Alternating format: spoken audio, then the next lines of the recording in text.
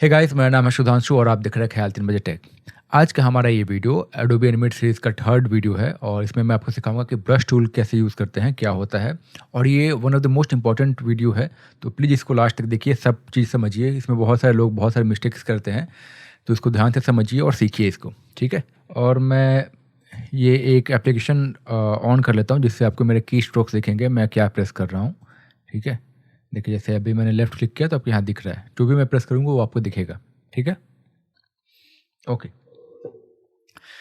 तो जैसे मैंने बताया था कि आपको एडोबी एनिमेट के लिए 2-3 चीज़ें चाहिए। एक टैबलेट होना चाहिए आपके पास, ये ऐसा कुछ होता है।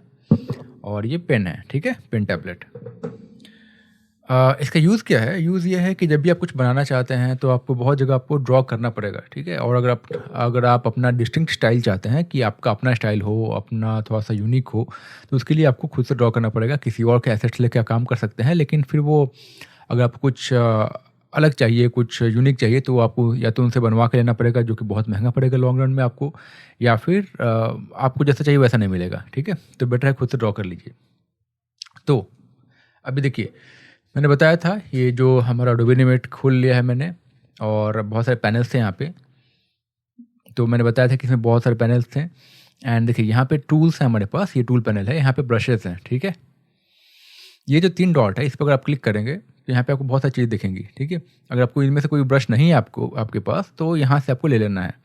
ये जो है ये पेंट ब्रश टूल है। अगर मुझे ये जो टूल है, ये ब्रश टूल जो है, ये अगर मुझे चाहिए अपने टूल में, तो मैं इसको क्लिक करूँगा, क्लिक करके यहाँ ड्रैग कर दूँगा, ठीक है। तो अब ये चीज़ यहाँ आ गया। यहाँ पे ये जो ग्रेड आउट है, मतलब कि ये सारी चीज़ें आपके यहाँ पे आ चुकी हैं, ठीक है। ओके, अभी देखिए, अगर मैं इसको थोड़ा-सा एक्सपैंड करूँ, राइट क्लिक करूँ यहाँ पे, तो मुझे क्लासिक ब्रश टूल दिख रहा है, पेंट ब्रश टूल दिख रहा है। ये पेंट ब्रश टूल अभी हमने वहाँ से यहाँ लेके आए हम लोग, ठीक है। तो ये चीज़ है वो। और ये है फ्लूइड ब्रश टूल है। फ्लूइड ब्रश टूल क्या होता है? अभी एडोबी एनिमेट में 2-3 टाइप के ब्रशेज़ होते हैं। तो जो फ्लूइड ब्रश है, उससे क्या होता है कि हमारा जो भी हम लोग कुछ ड्रॉ करते हैं तो बहुत स्मूथ उसका मूवमेंट होता है, ठीक है। ये जो फ्लूइड ब्रश टूल है, ये आपका ग्राफिक्स कार्ड का यूज़ करता है। एंड ये टूल आप में इनेबल हो, इसके लिए आपका जो ग्राफिक्स कार्ड है वो डायरेक्ट एक्स 12 टेक्नोलॉजी होती है, वो इनेबल होना चाहिए, वो सपोर्ट करनी चाहिए, ठीक है। तो अगर आप में सपोर्ट करता है कि नहीं करता है, वो चेक करने के लिए आपको अपना ग्राफिक्स कार्ड डालिए गूगल पे एंड क्वेश्चन कीजिए कि does the support direct x 12 और नॉट, ठीक है। तो वो आ जाएगा। अंतर क्या है? अंतर इसका समझ में आता है जब आप ड्रॉ करते हैं, ठीक है। तो अगर मैं ये क्लासिक ब्रश से अगर ड्रॉ करूँ, कुछ ऐसा ये ड्रॉ हो रहा है, राइट? कुछ इस तरीके से। अगर मैं ये पेंट ब्रश से ड्रॉ करूँ, ये फ्लूइड ब्रश से ड्रॉ करूँ अगर मैं, तो कुछ इस तरीके से ड्रॉ होता है। अब ये ज़्यादा मोटा दिख रहा है बिकॉज़ साइज़ ज़्यादा है, लेकिन ऐसा। तो ये जब ड्रॉ करने लगता है कि जैसे बहुत स्मूथ है, बहुत ऐसे ईज़िली फ्लो कर रहा है ये, ठीक है।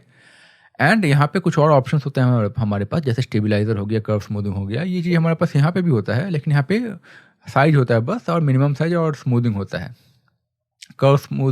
स्टेबलाइज़र और कर्व स्मूथिंग वो चीज़ें नहीं होती है।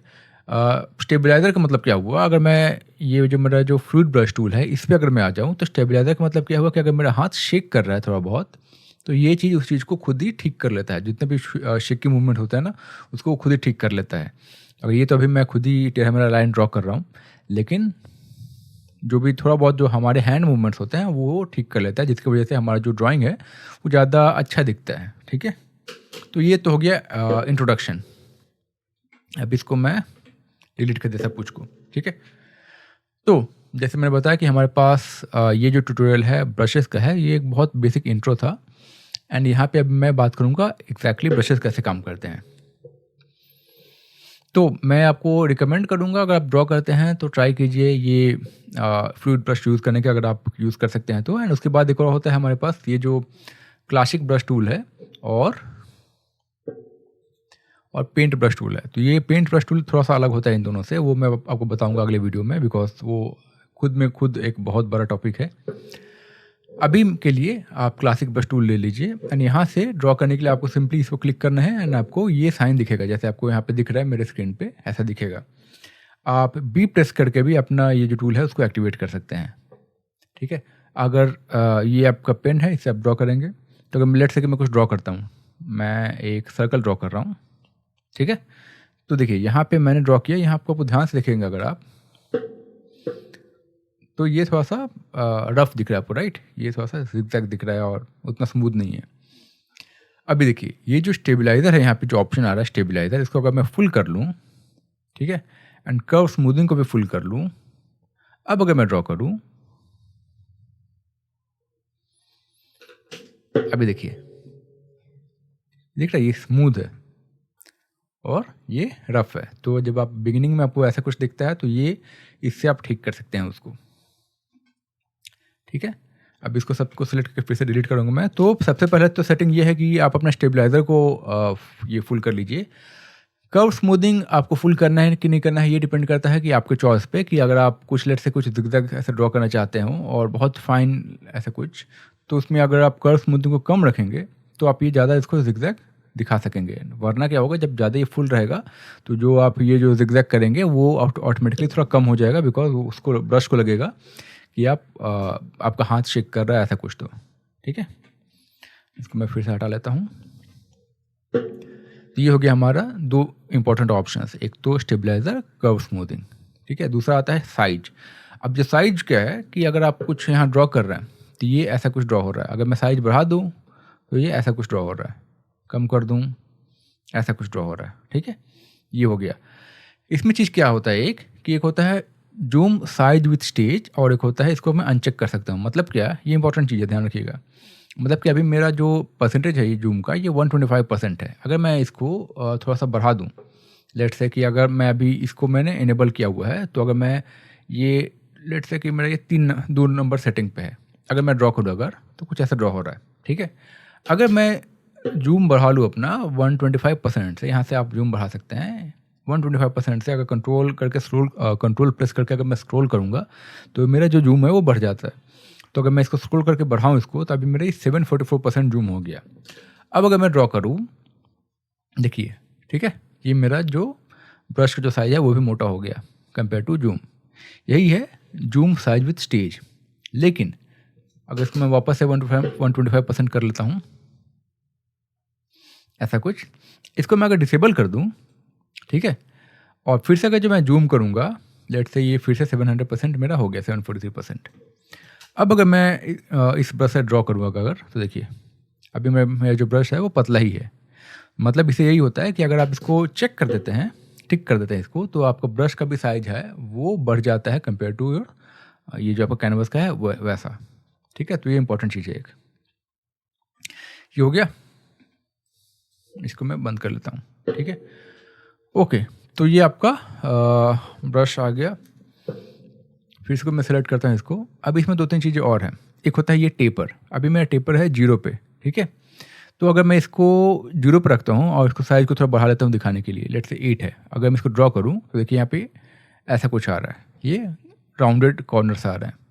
ये जो टेपर है इसको अगर मैं थोड़ा बढ़ा लूँ, लेट्स से मैंने 40 कर लिया। अब देखिए अगर मैं ड्रॉ करूँगा, देख रहे हैं टेपर का मतलब क्या है कि साइड में आपका ये पतला हो जाएगा, ठीक है। जितना मैं इसको बढ़ाऊंगा या जितना कम करूंगा उस हिसाब से डिपेंड करेगा कि कितना पतला हो रहा है, कितना मोटा हो रहा है।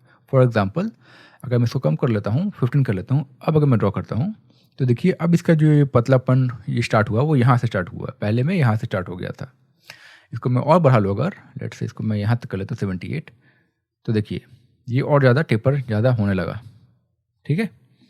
तो ये होता है टेपर। इससे क्या होगा कि आप थोड़ा सा अलग तरीके का स्टाइल दे सकते हैं, उसके लिए है ये है प्रेशर। प्रेशर का काम क्या आता है कि अगर आपके पास ये ग्राफिक्स टैबलेट है जो प्रेशर सेंसिटिव है, मतलब कि आपका ग्राफिक्स टैबलेट प्रेशर सेंसिटिव, अलग अलग प्रेशर पे अलग अलग रिस्पॉन्स देता है, तो वहाँ पे ये काम आता है। मतलब क्या है कि ये जो मेरा ग्राफिक्स टैबलेट मैं यूज़ कर रहा हूँ अभी, ठीक है, ये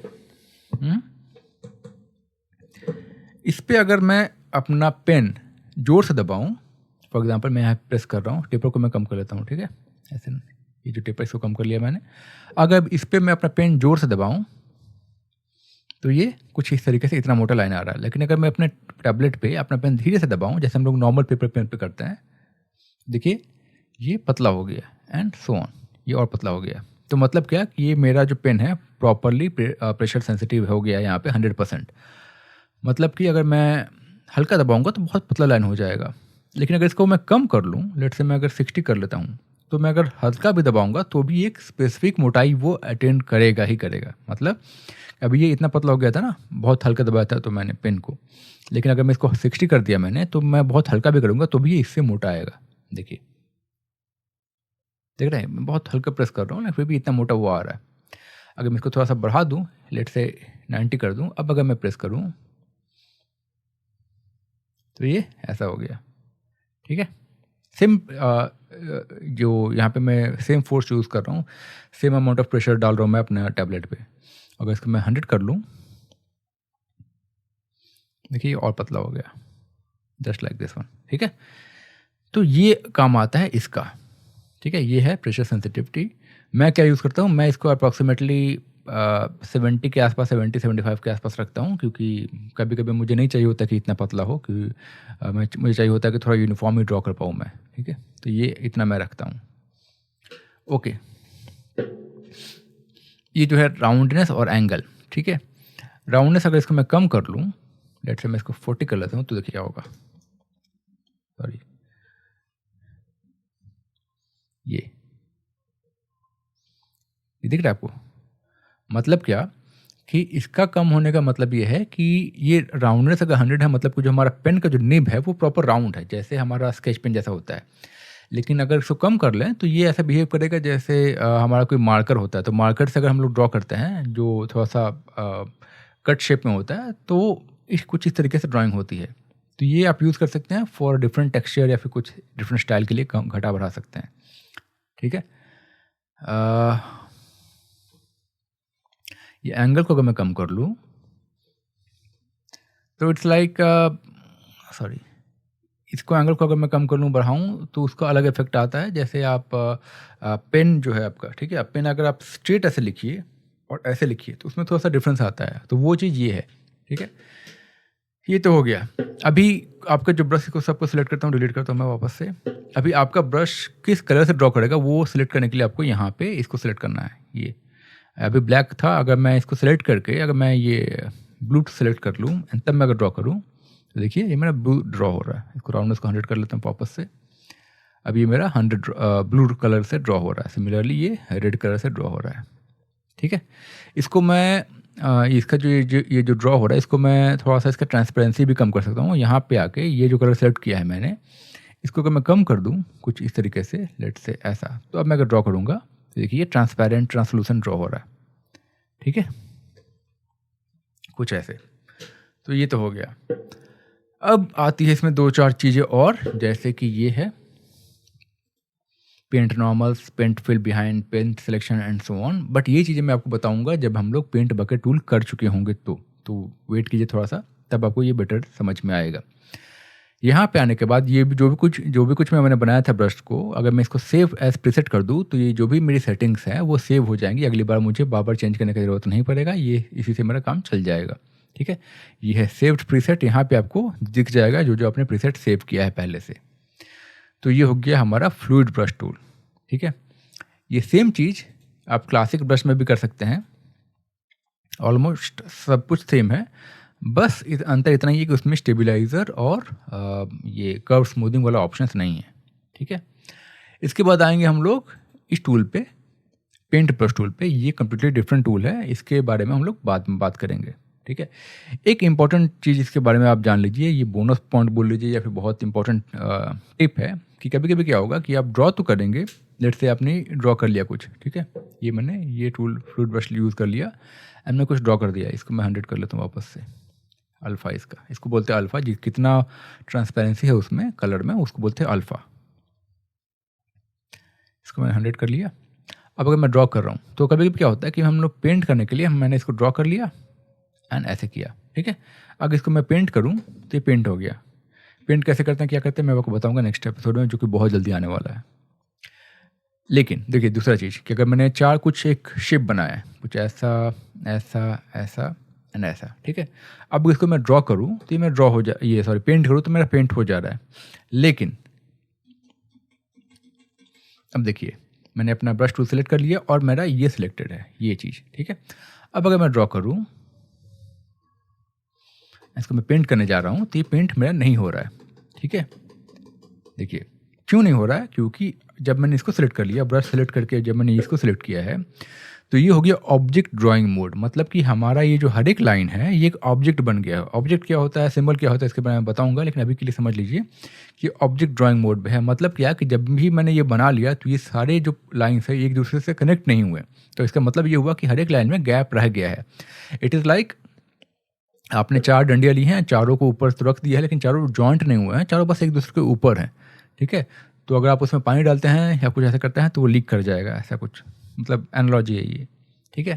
तो ये ध्यान रखिएगा कि अगर आपका ड्रॉ करने के बाद भी अगर पेंट नहीं हो रहा है, तो हो सकता है कि आपका ये जो मोड है, ये ऑब्जेक्ट ड्राइंग मोड ये ऑन है, ठीक है? इसको ऑफ करके काम किया कीजिए, ठीक है? ये ऑफ हो गया। चेक करने के लिए इसको मैं सेलेक्ट करूँगा तो चेक होता है, ठीक है? अभी भी ये मेरा अभी ड्राइंग ऑब्जेक्ट है, मतलब कि ये ऑन है। तो इसको मैं फिर से अगर मैं सेलेक्ट करूँ ब्रश टूल से, टूल पे आके इसको मैंने ऑफ कर लिया। देखना पड़ेगा कि ऑन है कि ऑफ है। हाँ, अभी ये ऑफ है, ठीक है? कैसे पता चलता है ऑफ है? कि जब मैं इसको सेलेक्ट करूँगा तो ये कुछ इस तरीके से दिखेगा। ओके, अब अगर मैं वापस से ड्रॉ करूँ इसको अगर, एंड इसको अगर पेंट करने जाऊँ, तो ये पेंट हो गया, ठीक है? फिल हो गया। लेट्स से कि आपने कुछ ऐसा बना लिया है एंड आप पेंट करने जा रहे हैं, लेकिन आपको वो पेंट नहीं हो रहा है, ना आपने बहुत ज़्यादा बना लिया है, you do not want to work again. तो क्या करना है आपको? इसको तो डिलीट करता हूँ पहले सेलेक्ट करके। आपको इसको सेलेक्ट करना है, ठीक है? ये पूरा को, तो ये सारे ऑब्जेक्ट्स आपको सिलेक्ट हो जाएंगे। कैसे पता चलेगा कि ऑब्जेक्ट ड्राइंग मोड है? इससे ये पता चलेगा कि आपकी जो भी लाइन्स है उसके चारों तरफ ये ब्लू बॉक्सेस आ जाएंगे, ठीक है? तो अब क्या करना है आपको? इसको सेलेक्ट करके सबको Ctrl+B प्रेस कर लेना है, मतलब ब्रेक करना है, ब्रेक अपार्ट, Ctrl+B, ठीक है? Ctrl+B, ये। तो ये आपके सारे ऑब्जेक्ट्स ब्रेक हो गए एंड ये अब आपके सारे लाइन्स मर्ज हो गए। अब अगर आप पेंट करने जाएँ इसको, तो देखिए अब ये पेंट हो जा रहा है। तो ये बहुत ही ज़्यादा इंपॉर्टेंट टॉपिक है, इस पे अगर आपको पता नहीं होगा एंड आपने अगर ये गलती की, आप बहुत टाइम लगा देंगे, लेकिन आपको समझ में नहीं आएगा कि क्या दिक्कत हो रहा है, ठीक है? तो ये था पेंट ब्रश टूल एंड इसमें कुछ चीज़ें मैंने छोड़ दी हैं जानबूझ के, वो अगले एपिसोड में बताऊंगा जब मैं पेंट ब्रश और जब मैं पेंट बकेट टूल के बारे में बात करूंगा, क्योंकि वो जानना आपका ज़रूरी है वो सीखने से पहले, ठीक है?